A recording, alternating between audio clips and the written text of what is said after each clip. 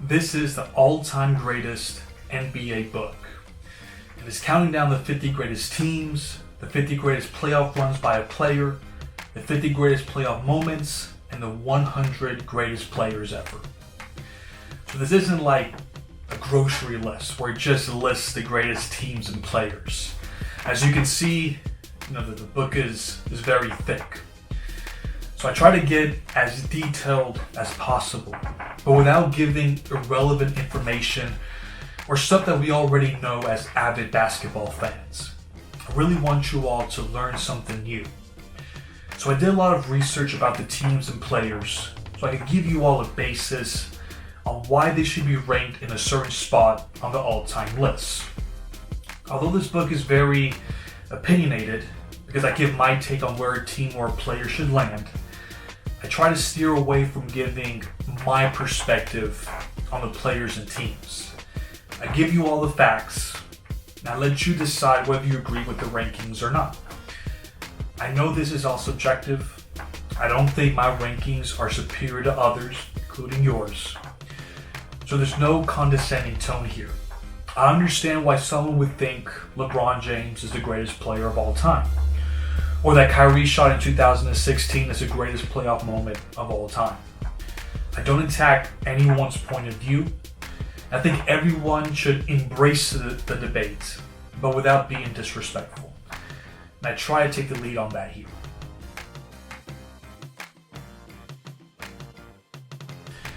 I think this is an important question because every person has their own standard of greatness. We all value certain things from a player's legacy over another. Some people value the player's accomplishments and accolades. Some people pay more attention to their advanced metrics. And some people are more inclined to use the eye test, to look at the player's actual skill set. For me, I try to look at the whole picture. I don't favor one thing over the other, really. The one thing I do care about, personally, is the way a player performs in the postseason. They were capable of elevating their play and others as well when their team needed a victory. I think that's the reason why they play the game. To get your team to the promised land and win a championship. But with that said, it's not reasonable to expect every great player to win the title. So I think it's important to consider the context of each particular season. If there were injuries or lack of talent that the player had to compensate for. So we shouldn't penalize some of the great players that didn't win the title. But if they were able to perform at a high level, then that should help significantly. We can take a look at, for example, LeBron's 2018 postseason run, or Oscar Robertson's 1963 postseason run. They lost to superior teams, but they played incredibly well in defeat, and it speaks to their greatness. The fact that LeBron went to the finals without any help, or that Oscar Robertson nearly beat a championship team by himself. So that's going to get highlighted a lot when talking about their greatness. But there's one thing that should also get clarified. So at the beginning of the book, I quoted something interesting that James Worthy said in 1996. At that time, everyone was talking about the Chicago Bulls and they were the greatest team of all time. So they asked him if they thought that, they were better than the Showtime Lakers, the teams that he was a part of. And he said something interesting that really is the basis of my whole book. He said this, quote, "Comparing teams from different eras is always an impossible thing to do. All you can really do is compare how teams did in their periods, against the competition and under the conditions that were out there for them. If you do that, I think you would have to say that Chicago has dominated his time as much as any team the league has ever seen." I think what he said was spot on. Of course, I know that, if the 1962 Boston Celtics played the Memphis Grizzlies today, the Celtics would get crushed. Of course, I know that Anthony Davis is a far more superior player than Bob Pettit was when it comes to talent. That's a given. But if I did the rankings that way, it can get way too complicated and too subjective. Like James Worthy said, you compare to how the teams and players performed for their respective era, and you go from there. So yes, Bob Pettit is a greater player than Anthony Davis when you consider what he accomplished in his era. And yes, the 1962 Boston Celtics is the greater team over, let's say the 1993 Chicago Bulls, when you consider the type of season the Celtics had. So I did my best to salute and respect the great teams and players of the past, but without going too crazy with it.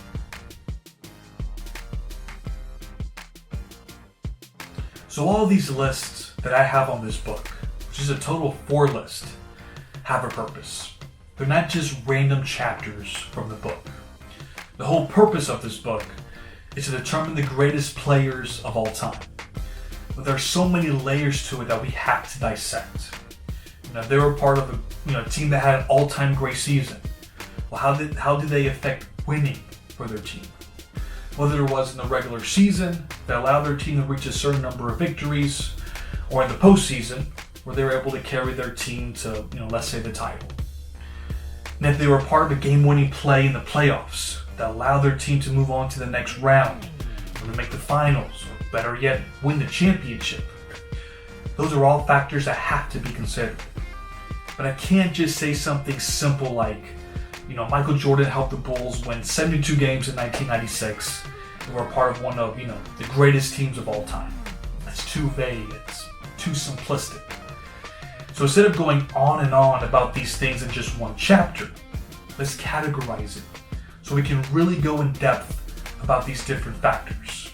So once we get to their player profiles in the final chapters, we can talk about the nitty-gritty of their legacies, while also considering what was mentioned about them in the previous chapters. So we can say specifically, this player was a part of this many historic seasons, this many historic playoff runs, and this many all-time great playoff moments. And that will allow us to really get the whole picture of their legacies and give them the most accurate rankings possible. So there are 2 additional chapters, and they're fun chapters in my opinion. So after I ranked the top 50 teams of all time, I decided to do a playoff-style tournament to determine the official greatest team of all time. And I decided to follow the blueprint of the college football playoffs. So the college football playoffs consist of the top 6 ranked teams playing for the national championship. I didn't do a March Madness type of tournament because it would get way too complicated and unrealistic. I didn't feel like writing about, if the 1967 Philadelphia 76ers would beat the 2014 San Antonio Spurs in a 7-game series. I think I would end up disrespecting these legendary teams that would just get crushed by the more modern teams. And if we get to the part of the tournament where the 1991 Chicago Bulls plays the 1992 Chicago Bulls, then what am I supposed to do about that? So I just got the top 6 teams playing the playoffs, and then I have a few bowl games where I talk about a few intriguing matchups. One of them is the 2013 Miami Heat against the 1992 Chicago Bulls in a 7-game series. So we got a cool hypothetical series between Michael Jordan versus LeBron James that I think will be fun for you all, to read. The last one is a chapter I call the Ultimate NBA Endgame. It's inspired by the movie Avengers Endgame. And I'm a big fan of the MCU movies. I've referenced a lot of their movies throughout the book, so I decided to dedicate a whole chapter to the premise of their biggest movie. While doing my research, for this book, I read a few times where Bob Ryan, he's a best-selling author, and he wrote for the Boston Herald for decades. When I was reading his columns, he would say something like this: if planet Earth were involved in a winner-take-all, 1-game basketball playoff against an alien invader, my first pick would be blank. And then Bill Simmons wrote something similar in his book of basketball, where he did a chapter about vintage wine bottles, and he picked a certain season from a player to fill his 10-man roster, I believe. So that was my inspiration to write this chapter. If Thanos and his Black Order army came to wipe off half the universe and challenged us to a winner-take-all game, we had the, that GPS time travel watch to go back in time, which players will we choose? We want Michael Jordan, obviously.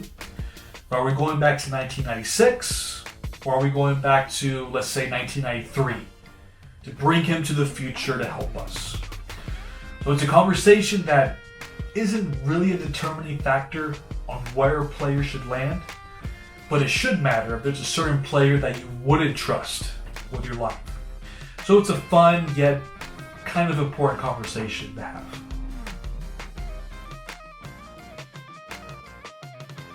So if we're talking the greatest teams of all time, I didn't pick any of the Houston Rockets teams of the 90s. I just think that, the 1994 Rockets were too dependent on Hakeem to win games. And the 1995 Rockets won only 47 games during the regular season. My cutoff is at least 50 wins for the season, so they didn't meet the qualifications to make the list, in my opinion. I also snubbed a lot of the Celtics teams from the 60s and the 1987 season, where they had too many injuries they were battling with all season. And I have mixed feelings about the 2020 bubble title, so I didn't include the Lakers from that season either. As far as the players go, they're mostly players that play in the pre-merger. So I didn't include any players that retired before 1960 other than George Mikan. I just don't take that era seriously.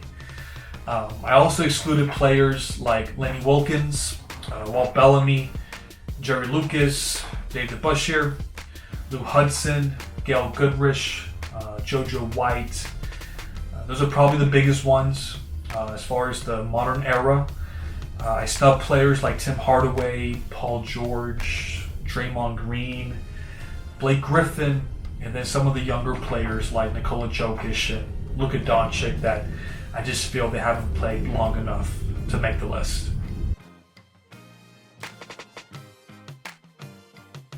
So if I haven't introduced myself already, I'm Christian Myers, and I'm 29 years old. And I'm originally from San Diego, California, Chula Vista to be exact. My dad transferred a lot from state to state, and we went, wherever the money went. So I also lived in upstate South Carolina for about 8 years. I lived in a town called Seneca, which is about 20 minutes from Clemson. We also lived in El Paso, Texas for about a year and a half. I lived in a little city called Socorro, which is in the El Paso district. It's maybe 5 minutes from the city. We then lived in Pine Bluff, Arkansas for another year and a half. That's a small city about 45 minutes south of Little Rock. Then we moved to Lexington, Kentucky. I lived there for about 11 years. That's where I met my wife, and we moved to a town in Indiana called Jeffersonville. It's right across the border from Louisville, and that's where we are right now. So I've been around. My favorite team is the Los Angeles Lakers, and I know I have a Orlando Magic flag kind of back there in the wall, but my kind of hobby is that every time I go to a new arena, I buy something from the stadium just so I can kind of remember the different games that I've been to. So I have other stuff here in my little office, but my team is the Lakers, and it's always been since I can remember watching basketball, which was the glorious 1999 lockout season. Kobe Bryant is my favorite player, and he's the reason why I love the NBA. I was fortunate enough to have a dad that had tapes of NBA games from the 80s that he recorded on VHS, and he showed it to me and my brother. And I think that's what helped me have such a love for the history of the NBA. He was a Celtics fan, and he had plenty of games that were televised on CBS that he recorded, and he kept them. So I remember watching games where the Celtics played the Sixers, the Hawks, the Pistons, the Milwaukee Bucks, the Lakers, of course, and the Chicago Bulls. So that allowed me to have a deep respect for the legends of the past. And I've been studying the history of the league ever since. And I feel like I have a pretty good knowledge of the history of the game. I felt like I got to the point where I felt like I was qualified to write a book about a subject that requires you, that you know your history, but most importantly, that you have a love for it, a deep respect for it. So that allows me to give the most accurate rankings that I could possibly give but without dismissing the greats of the past. So I thought long and hard if I should reveal this to you all, because I don't want to give it all away. But I recognize when I'm shopping for a book like this, I like to scan the pages and view the rankings of the players or teams before deciding if I want to buy it or not. Since my book is not available in bookstores yet, you can only read the preview online that has the first few pages available to read. So I'll give my list out here without giving much context or going deep in my reasoning behind the rankings. For that, I'll ask you to buy the book for more details. So my top 10 greatest teams are: number 10, the 1972 Lakers; number 9, the 1971 Milwaukee Bucks; number 8, the 2014 San Antonio Spurs; number 7, the 1997 Chicago Bulls; number 6, the 2001 Lakers; number 5, the 1989 Detroit Pistons; number 4, the 1987 Lakers; number 3, the 1986 Boston Celtics; number 2, the 1996 Chicago Bulls; and number 1, the 2017 Golden State Warriors. As I mentioned earlier, the top 6 ranked teams duke it out in the hypothetical playoff tournament to crown the champion. So I certainly will give away whom I think will go away with the crown.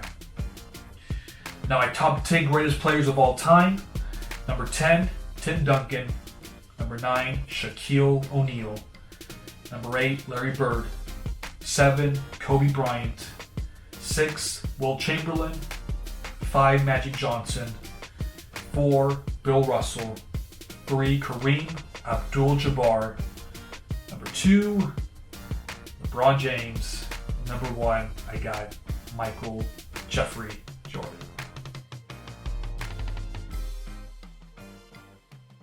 This has been a long time coming.